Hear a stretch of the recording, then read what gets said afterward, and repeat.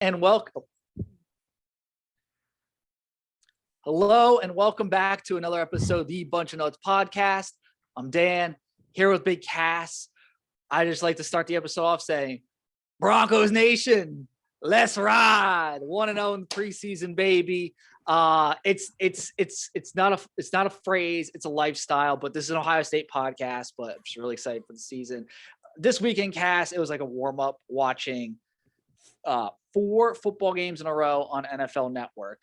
I feel ready. I feel like it's like the training camp. I'm ready for week 0 next week, baby.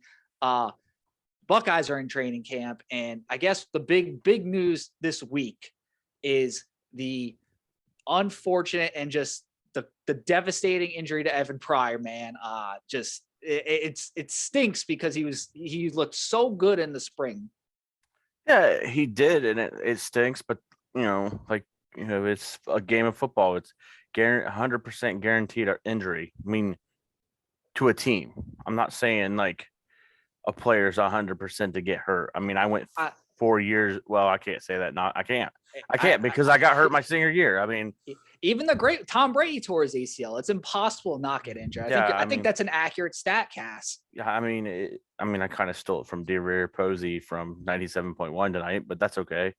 I mean, it is what it is. I mean, football is bound to have injuries. I mean, look at Zach Wilson. They look like he could have a freak Achilles or a knee injury. Come to find out, he had a bone bruise and a, torn meniscus. He'll be back 2 to 4 weeks. I mean, which is a great example for. It's a great example because that's kind of what we're experiencing right now with like Kamryn Babb, because people are saying he might be hurt, he could be hurt, he could be out for the season. Like it's exactly like the Zach Wilson's thing. Sorry to cut you off. No, you're fine. I think what Ryan Day said, that Kamryn Babb should be good to go for the rest of practice. They just got dinged up a little bit. I guess the scrimmage was very intense, which, by the way I've been reading, the defense won. I mean, they didn't really say they won, but just by what you read, it sounds like the defense won. And Kevin Wilson coming out and saying, don't expect the team to score a lot of points. The run game's not where it needs to be. But, like we said off air, did he say that prior to Pryor's injury? Yeah. Or were were they, still under wraps? They weren't sure what the extent of the knee injury was.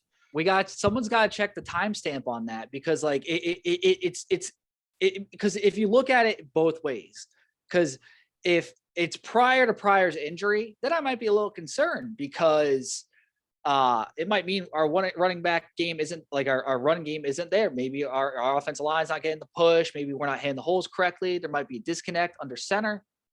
But if it's after Pryor's injury, then it gives me more confidence, because it's basically it could be just an upset Kevin Wilson just saying, he's hurt, and like, well, he's not publicly saying he's hurt, but basically he's saying that, he probably is not satisfied with the run game because he just lost one of his best players. So of course, after a long day of practice, I think like an assistant coach might say something like that. But someone's got to check the timestamps. I mean, you're exactly right. But here's the thing, I think what Evan Pryor's role in this offense is going to be unknown. I mean, but we have an idea of what it could be. He could have been that Paris Campbell, Jalen Marshall type role, H-back, whatever you want to call it. It's not really an H-back if you listen to Zach Smith, but that I call it the special offensive player. Player, like a Deebo Samuel. Yeah, I think he could have been that role. And it's really just the Samuel. It's Deebo and Curtis Samuel are like the only two that kind of play that. Yeah, I mean, but unfortunately for the Buckeyes, they're going to start week 1 with only 3 scholarship running backs, which I think, God forbid, if Travion or Mayan goes down, I think we're going to be all right with them too. We got Chip. But Chip, I'm going to come at you like a spider monkey. But we got Dallin Hayden, the freshman, 5'10", 195 running back, number 5. Boy, no, why a running back wearing number 5 at Ohio State hasn't happened since 1998.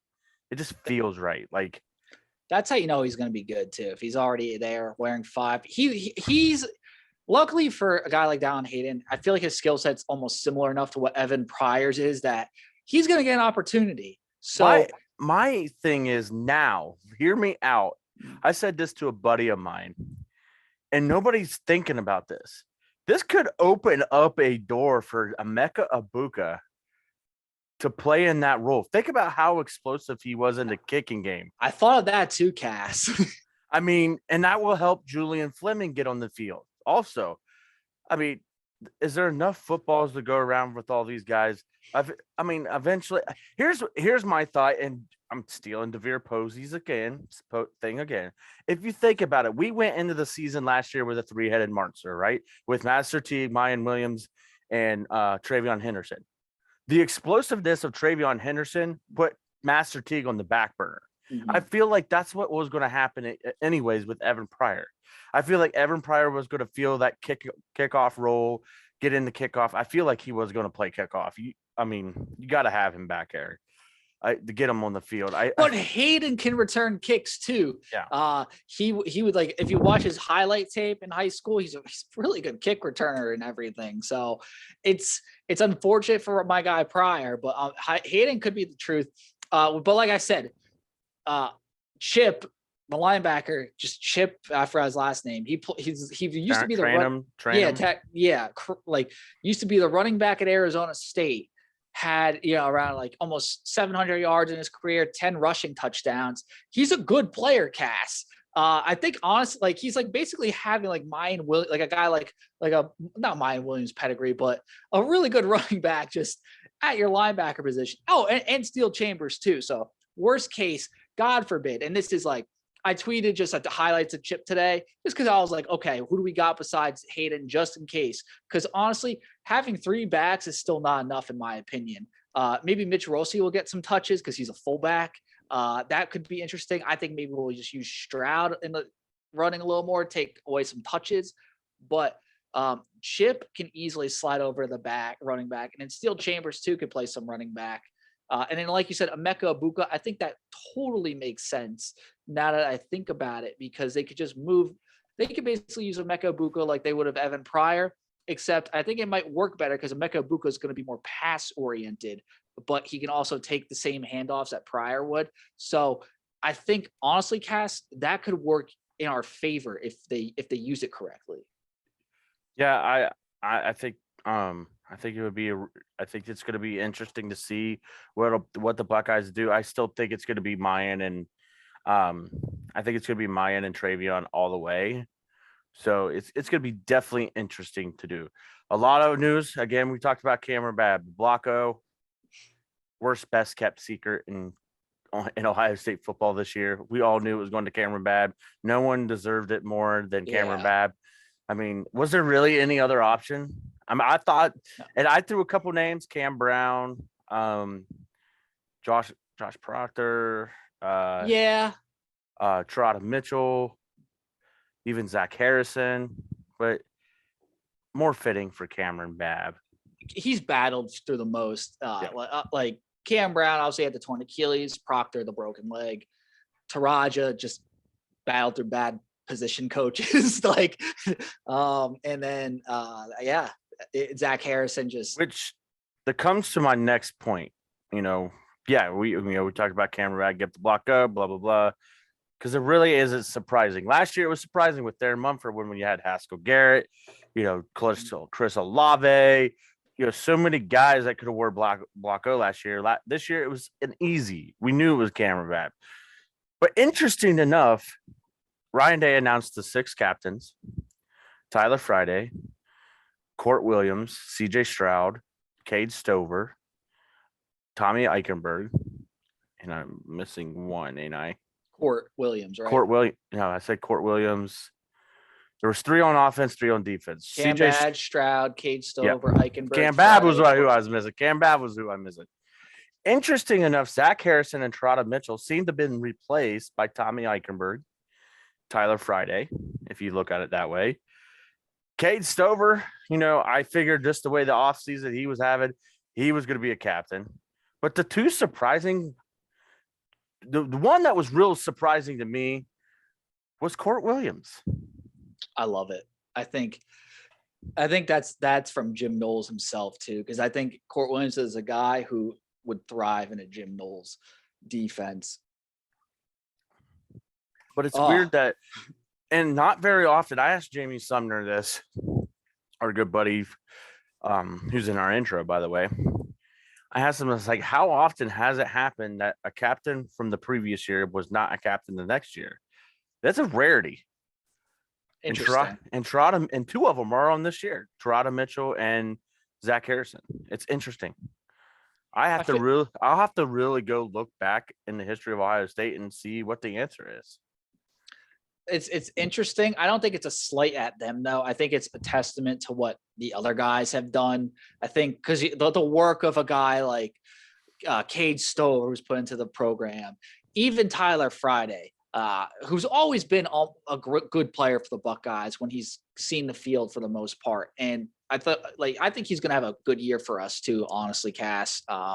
Because he's always flashed when he's played. It's just that injury was brutal. So you look at the work of it just honors the work of those guys. And obviously you throw in a guy like Tommy Eichenberg, who is terrifying now, man.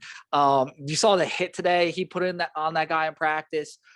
Absolutely terrifying. I can't even believe I made that meme about the 53 tackle, 53 snaps, no tackles. He's just terrifying. And I think he's a great leader. I'm a big Tommy Eichenberg guy, and I'm not just saying that because I'm terrified. Are you about to DH his jersey? Yeah. Yeah. It's a sign of respect. No, I was talking to our good buddy Blake, and obviously we were talking about jerseys. I want a Block O jersey, and I would love to have a Kamryn Babb one, but DHgate don't have that stuff. But anyways, going back to the captains, I mean, CJ Stroud, no brainer. Yeah, I thought Tommy Eichenberg was a no brainer. Honestly, I really did. But I was shocked that Jackson Smith and Jigba and Ronnie Hickman weren't captains. They represented the Buckeyes in Chicago or Indy. How many captains are there gonna be? How many captains can you have? Also, strategy wise, think of this: you don't give JSN the captain because it might entice him to come back next year to be a captain. Because you can always throw that and be like, oh, he could be a captain if you don't want to be the second overall pick in the draft. Come here and be a captain. Break the whole time record. That's what's going to happen. I bet you he's going to come up a little bit shy and he's going to become a captain next year. He's gone. He's the number 2 pick, number 1 wide receiver off the board, hands down. Never know. Somehow, something at the end. Let me tell you, he's going to have a great year this year. Hopefully, actually, we're going to host a natty. He's going to go to Indy, and he's going to say, they're going to drop him, and they're going to be like, drop him the number 2 because he doesn't speak as often. He speaks clearly, but he's not a rah guy. That's probably why he's not a captain. He's not vocal. He just does it on the field. Yeah, there's different types of leadership stuff. Yeah, desperately. Yeah. He's a show. I'm going to show you what I'm going to do. But you know what? It's the NFL, and they hate the Buckeyes, and they're going to drop him as the number 2. Mel Kiper's going to be like, oh, or Todd McShay's going to be like, oh, he doesn't speak as much, so we're going to make him the number 2 wide receiver. Don't make a kid from LSU the number 1 guy, or he is very good though, by the way. Yeah, fair enough. But he's not Jackson Smith and Jigba good. But I mean, that's a good segue, kind of just talking about rankings, because I'm shocked Ohio State didn't get, that didn't happen to the actual football team. The AP poll, we came in second. I thought they were going to somehow put, Bama 1, Georgia 2, Ohio State 3, or some malarkey like that. But they got it right, kind of. One off, but they can't be perfect. But AP poll, top 25. What'd you think of it? I'm bringing it up right now because I was disgusted. You were disgusted? Yeah. We got the Georgia top 3. 3. The top 3. I mean, you could have put him anywhere. I mean, the top 3, hands down. Mm-hmm. Why is Michigan 8? I'm sorry. They return so many guys on offense. Yeah, they lose guys on defense, but why is Notre Dame, Clemson, and Texas A&M ranked higher than them? Why? I want to know How is Notre Dame better than Michigan is my question. I want to know how Clemson's better than Michigan or Notre Dame, because I'm still on this fact, even with the coaches poll. Who watched Clemson enough to justify that they are the number 4 team in the country? I'm telling you, I think Baylor is severely underrated too. Like, okay, I think I think everyone's sleeping on the Bears for some reason. I think the Bears, everyone knows my thoughts on the Big 12. I think they get a team in. I think the Bears could be that team. I really do. That's my pick. Okay. But why isn't Tennessee ranked? I think they're better than some of these teams. I really do. I think they're better than Pitt. I do. I think Penn State's better than Pitt. Why are we putting Wake Forest at 22? Their best player is he's done for the season. Yeah, like Texas, Iowa, Penn State, and Tennessee right now are better than Wake Forest, Pitt. I'm going as far as saying Cincinnati. I feel like Cincinnati might have the formula though but they lost everybody. They have the infrastructure and formula though to run that. They could be undefeated. In Houston. I think them in Houston are the ones right now. But I still think Tennessee's better than Pitt. I think Penn State's better than Pitt. I think Texas is better than Pitt, and I think Iowa's better than Pitt. I agree. UC kind of reminds me of in the poll too. They are like the Gonzaga of college football. Just that really good school for what they are. Like Gonzaga is a really good basketball school. UC is a very good football school. I call Oregon Gonzaga. No, because they're not. Oregon's more prestigious. I don't know. At least now, this is tough. We're comparing apples to oranges, but Cass, I do agree that Tennessee, I don't know how they weren't ranked. It's even hilarious. That's what I was going to say. It's hilarious that Texas wasn't ranked, actually. I thought that was hilarious by the committee, in the voters. And I'm still looking. Let's see. My question is, where does Ohio State, if Notre Dame beats Ohio State, where does Notre Dame drop to? If Ohio By the way, here's what's going to happen. Buckeye fans, hear me out. Ohio State beats Notre Dame. The next week, AP poll puts Ohio State number 1, Alabama 2. Hear me out. Alabama beats Texas. The very next week, Ohio State drops to number 2. Alabama goes number 1. Yeah, like we'll dominate Notre Dame, and then we'll only beat Arkansas State by like 21 points or something. It'll be like not a bad win, but just like and then Bama will jump us. No, I think Ohio State. I like I said last week. I think Ohio State, as of right now, the only team that they don't cover the spread against is Penn State. That's as of right now. Which I'm really not trying to get into the Notre Dame weeds, but they are down some receivers. I'm just saying too, and they're good receivers that they're already down. I know we're down a bad. I mean, Lorenzo Styles coming back home might be the go-to guy. It just limits their options when you look at it. It really does. You feel bad for the injuries, and like obviously we're dealing with that with like Evan Pryor on our end. That's going to be the excuse. If we beat Notre Dame by 24 or 28, they're going to be, we didn't have our top 2 wide receivers. That's how they won't drop as much too. That's how they'll justify it. Yeah. Which right. I mean, do you? Which, by the way, Paul Feinbaum, did you see this on Get Up today? He was talking bad about Notre Dame, and he said Notre Dame's going to find out week 1 when they lose in the big house. It's just, good old Paul, but thank God the Big Ten's going out of the East. I don't see Notre Dame doing anything against us. I really do, especially if our defense is playing the way it is. If they play like that, like we saw in practice today, Cass, against what I saw today on film of Taylor Buckner throwing picks, like multiple picks in games, and just not looking like a great passer and everything. We bring that, it's going to be a long day for Notre Dame's offense. We might score 2 or 3 defensive touchdowns. Like in 2 weeks after we beat Ohio State, it's going to be a very long day for that guy, that Twitter warrior. He's been quiet. He hasn't spammed our inbox in like a week. He actually spammed our inbox? Not our inbox, but like our at. Oh, yeah. What is it, like Dallas Notre Dame fan or something like that? Yeah, it's some ridiculous. And he didn't even obviously go to Notre Dame. You know that. No. Like, it's the classic Notre Dame fan.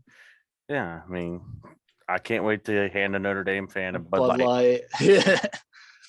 I think he was the one too who was like bragging about Audric Esteen, like their sophomore running back.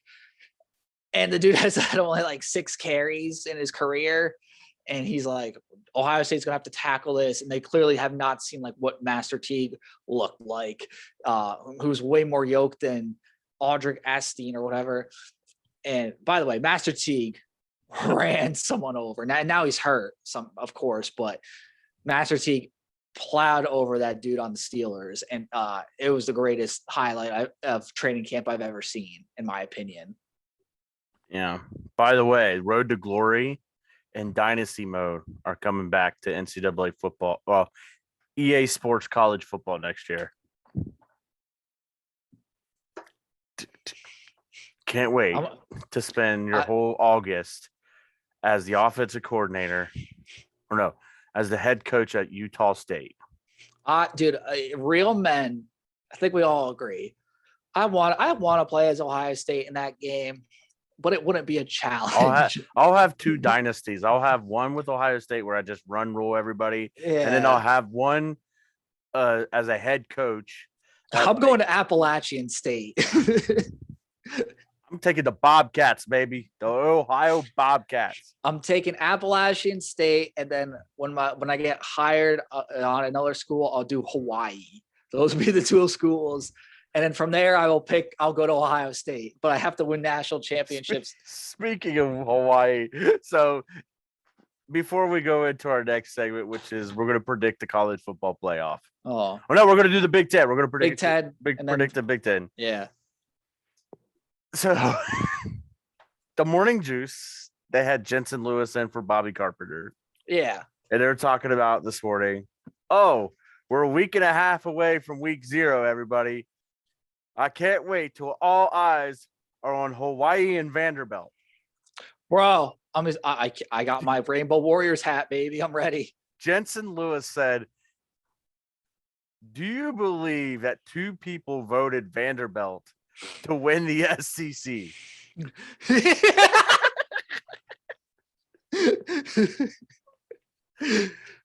By the way, Vanderbilt is not the Northwestern of the SEC. They are worse than Indiana.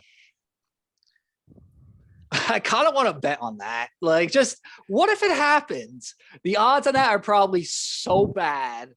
Go look it up right now. Vanderbilt to win SEC odds.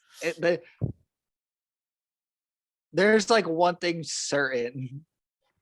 Go place a $5 bet, man. SEC football championship odds. Let's see. Oh my goodness.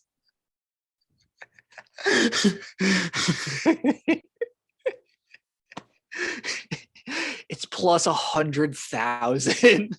So if he plays 500, if he plays $5, huh. How much do you win if he plays $5 for Vanderbilt to win the SEC?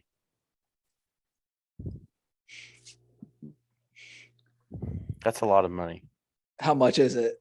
I don't know. You're the betting man. I forgot. I gotta do the math. It's what is it? Is it like 50,000 or something? It's something ridiculous. I might throw $50 on it. Why not? Like it's good. It's a big payout. That's all I know. I might throw 50 on it because what if it's the Leicester City of this year, like that soccer team that won the EPL that just was like the worst of the worst. What if Vanderbilt does it and we just don't know something? This could be the greatest like inside scheme of all time. Yeah. So, all right, the Big Ten, buddy. I mean, it's good. Can't wait. It's gonna be fun. So much fun this year. I Big Ten football. I It's think gonna there's. be I don't think there's no better conference better. it's gonna be That's my opinion. fun. It's gonna be okay at times, but mostly fun. I would describe it. Oh wait, speaking of Depending on which, the game you're watching. speaking of the Big Ten, Notre Dame reportedly likely to remain independent amid NBC Big Ten deal. Okay, we knew Notre Dame's suckers. Anyways, All right.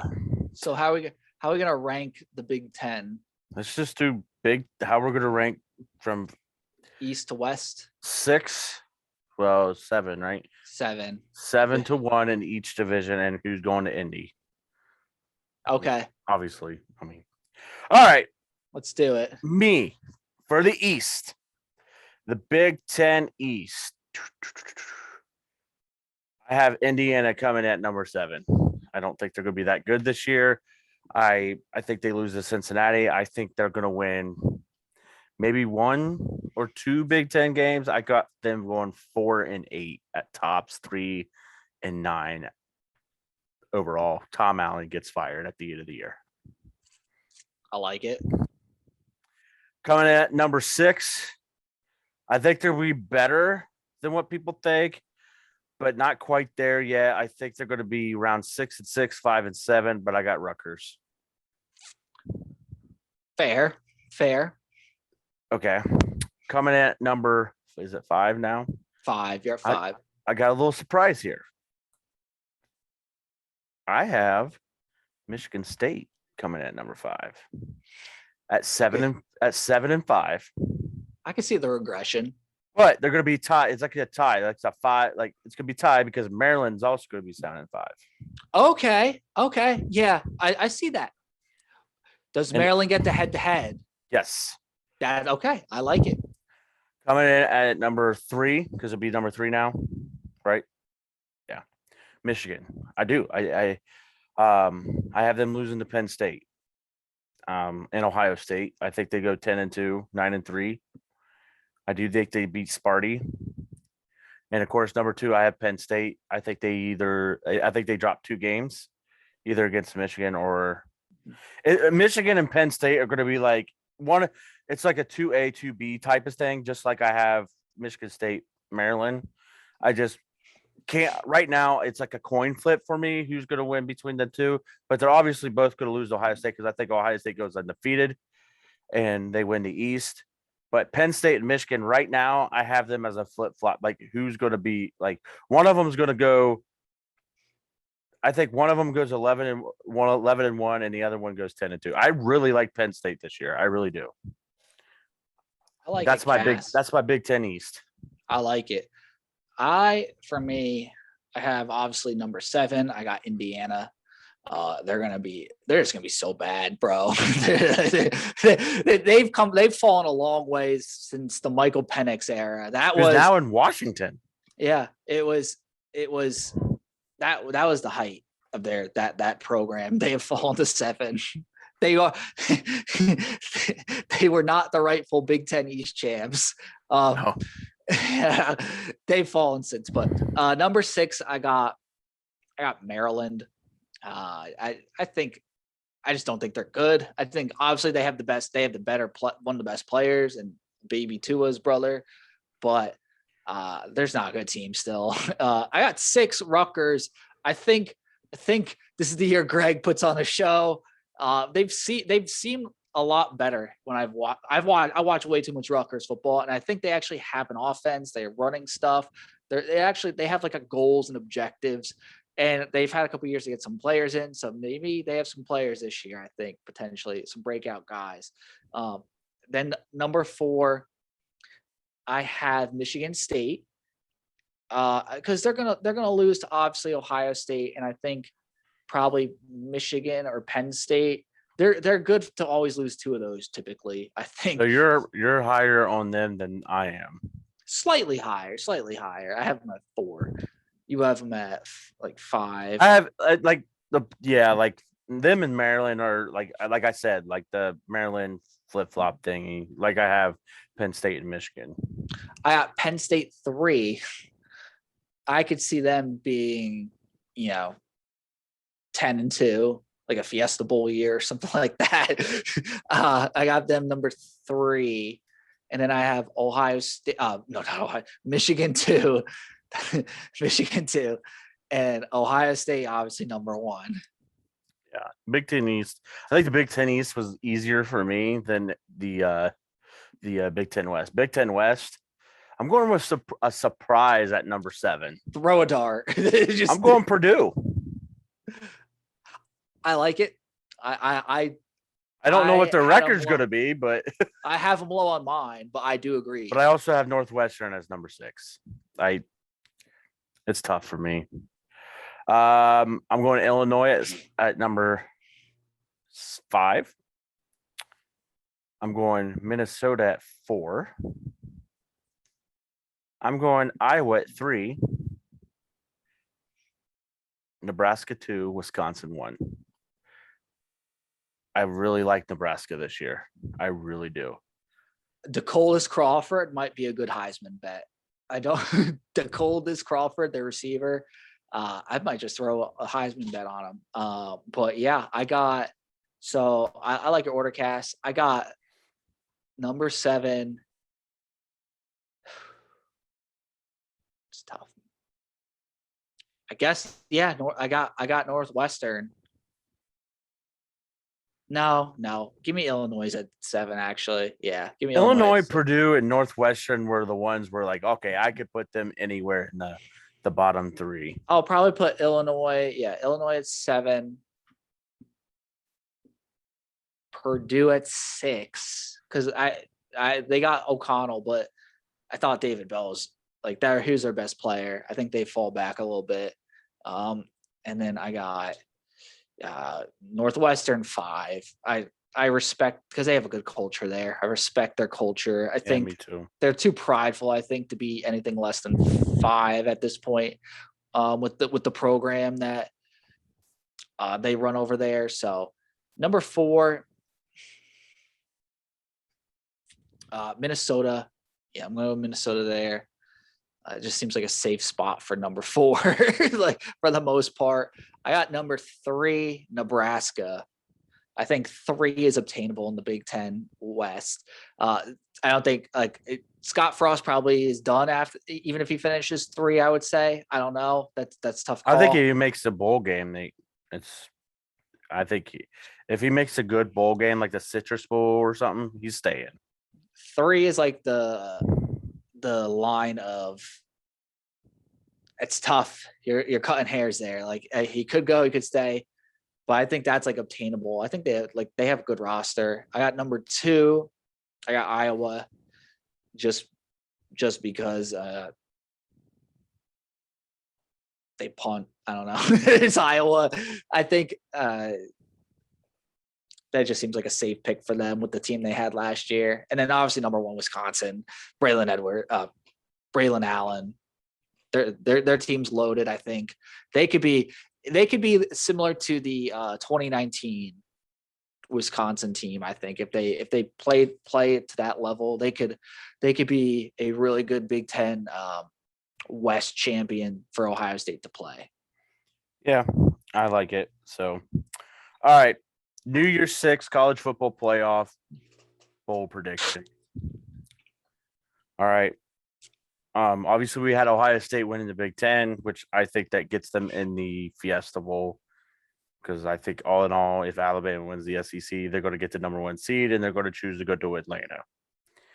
Because I have Alabama in the SEC. So Ohio State and Alabama are my number 1 and 2, but that's it. I mean, I'm going to keep it right there. Alabama going to the Peach, Ohio State going to the Fiesta. Here is my other bowl game predictions. In the Rose Bowl, I have either Penn State. Like I said, remember I had the flip-flop. I couldn't decide as a coin flip. I have in the Rose Bowl either Michigan or Penn State. And I'm going USC. Okay.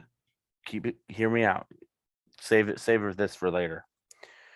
In the Cotton Bowl, I have Houston because I have them winning the American. I think they get one, even though with one loss, I have them predict. If you listen to my other show, I have predicted them with one loss. I still think they get ranked high enough that they're going to be in the Cotton Bowl, and I have them playing Notre Dame. In the Sugar Bowl, I have Georgia because I think they win the SEC East, and I have them playing Texas because I think Texas is going to win the Big 12. In the Orange Bowl, I have NC State. I think they finished second behind Clemson. Even though, I know people are like, well, you're talking crap about Clemson at the beginning of the year. Going off what everybody thinks, because I had Clemson win the ACC. They get in the college football playoff as the 4 seed, by the way.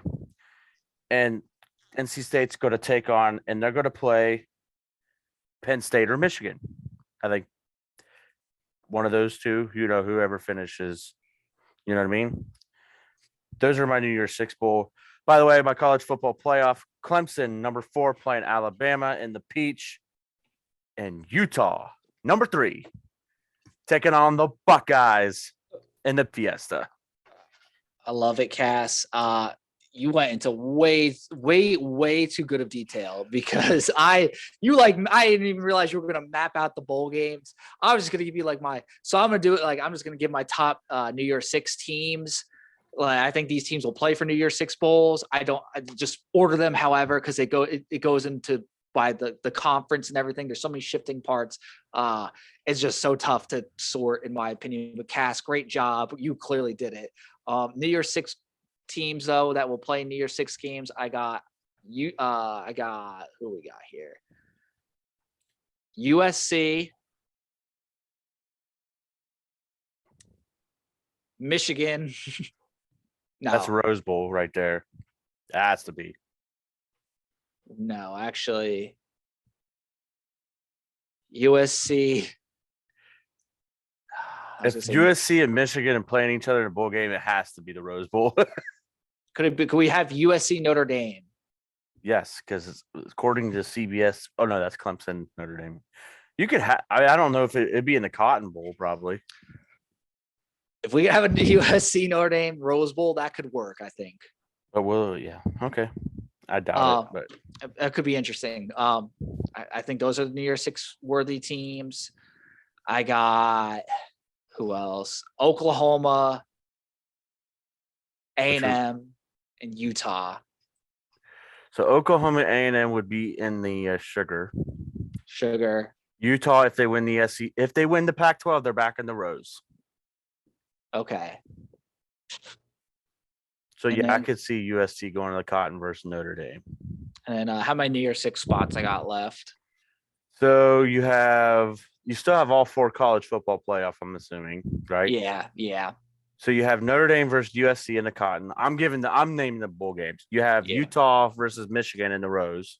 Yeah, that's a good one. And you have A&M versus, was it Oklahoma? Oklahoma Sugar. And the Sugar. You still have the Orange Bowl, which would be ACC representative or in an at-large. Yeah. Okay. I mean, at large. Let's see. An at large. Miami. Okay. Miami. Yeah. As the ACC representative? Yeah. The U. I got, all right, my college football picks though. I'm going now. Who's Miami's opponent? And you could do another at large. Oh, I gotta do one more. Jeez, bro. Penn State. No. Wisconsin. Okay. I actually like that matchup. I could see that. That's a good matchup on paper too. That'll get the fans going on both sides. Yeah. College football playoff. Not tweaking it.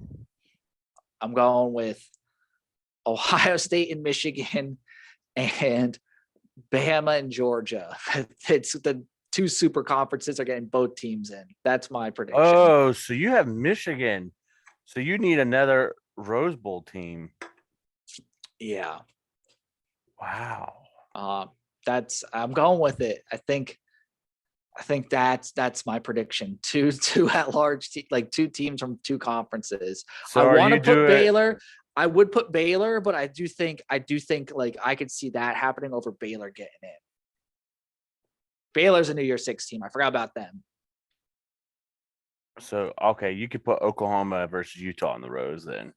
Yeah, but Baylor's like a strong 5, if that makes sense in my rankings. They could get in if they're the next team in. Yeah, this is how my guess. If yours goes like the way it is, it's going to be Alabama versus Michigan, Ohio State versus Georgia. Yeah, baby, the Fields Bowl. The Fields Bowl. I will work on these graphics tonight. Well, actually, yeah. Well, whenever.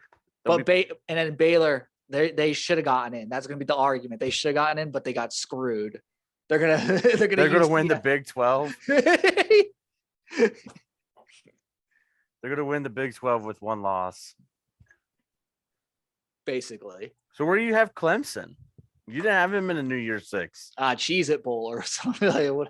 Duke's Mayo Bowl. Duke's Mayo, yeah. And they have to win it because I want to see Dabo gets mayonnaise dumped on.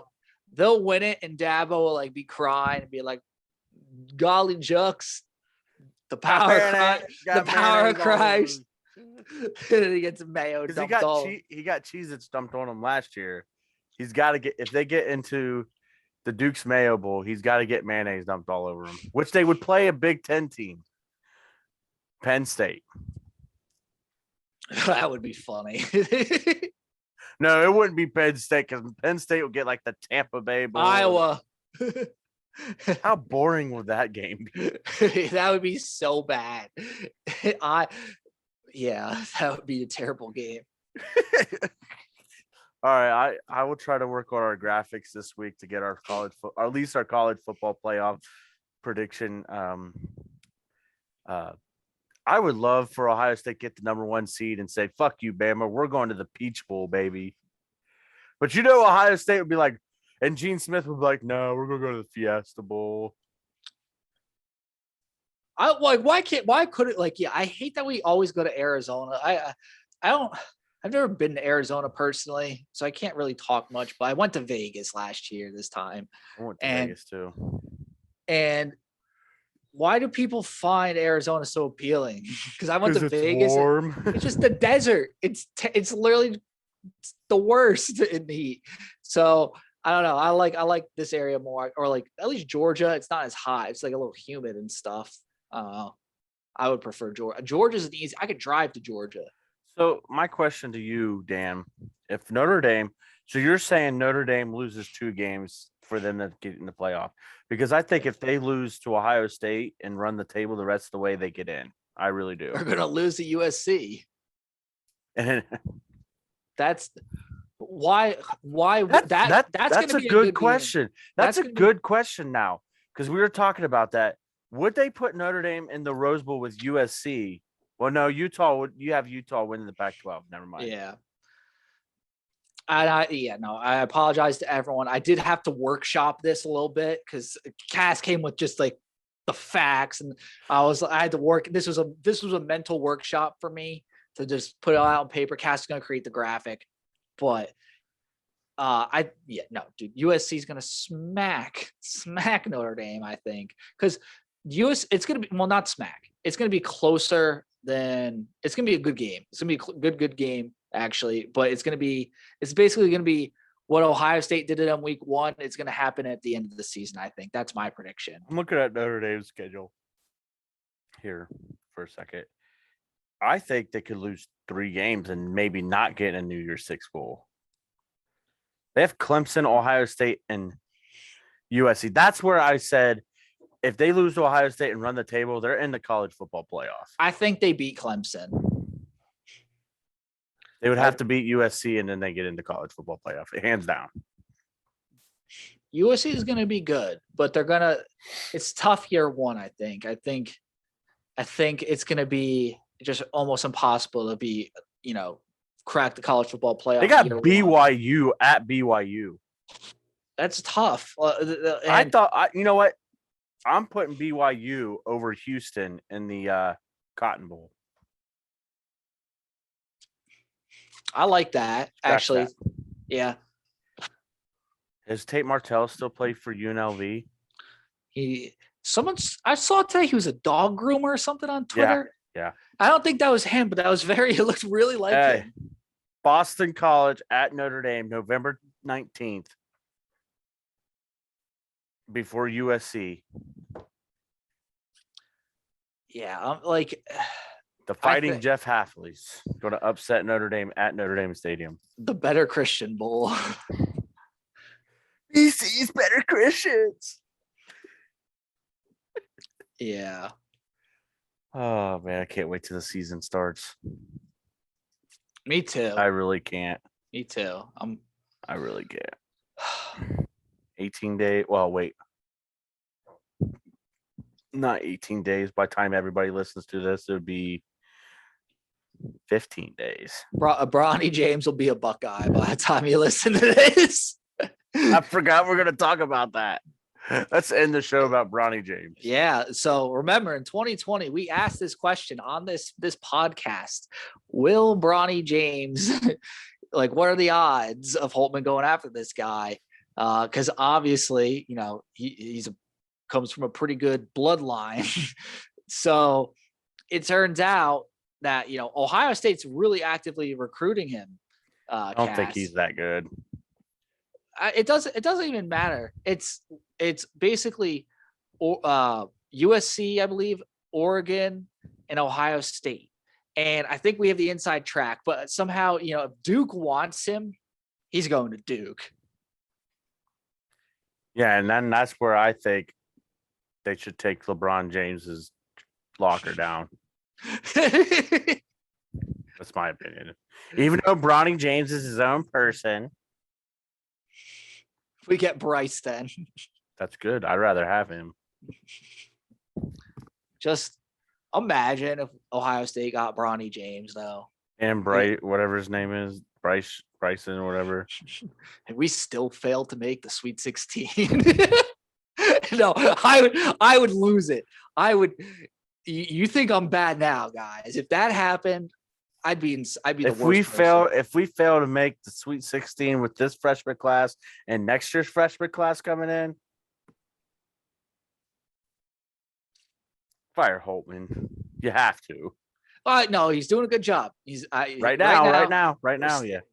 Right now it's status quo, not status quo, but he's peaking a little bit. But it's like a cycle, because he's always begins to peak around this time of year. When he needs to shift his cycle, he needs to be peaking right in March. He's because this is where we're gonna win a lot of games out of the gate, and then we'll somehow lose every game in February and then split in March. But I hope we get Bronny James, man. I really do. That would be big for the program. It really would. You what it would do for the brand, especially with NIL. Imagine all the stuff NIL could do if we got Bronny James here. His dad hooked them up too. Think how smart that would be. Yeah, and I think by then they'll probably oh, we could draft guys right out of high school now, and then we'll be yeah. So that's all I got, bud. Next week it's gonna be fun. Week 0. And then my over-under segment with Dan, where I ask him stupid over-unders about week 0. Over-under beers I will drink next week. That's going to be one for sure. Over-under chicken wings. Over-under that Gus Johnson tries to do an Irish accent. No shot. No shot. That'd be funny. That'd be impressive. Top of the morning to you. I would love to see that. Joel Klatt might do it because he looks Irish, right? Maybe, yeah. No, but those guys are so locked in. I feel like they. Yeah, Jenny Taft has to dress like a leprechaun. I'm just kidding. We need to end this show next week, week 0. Oh, and then preview the season again. Preview the season. Yeah, it's here, but as always, 15 days. 15 days. Was Ezekiel Elliott Day. But as always, thank you so much for listening to the Bunch of Nuts podcast. Make sure to like and subscribe below. I think it's in this corner. I'm still getting used to the YouTube thing, but go Bucks. Go Bucks.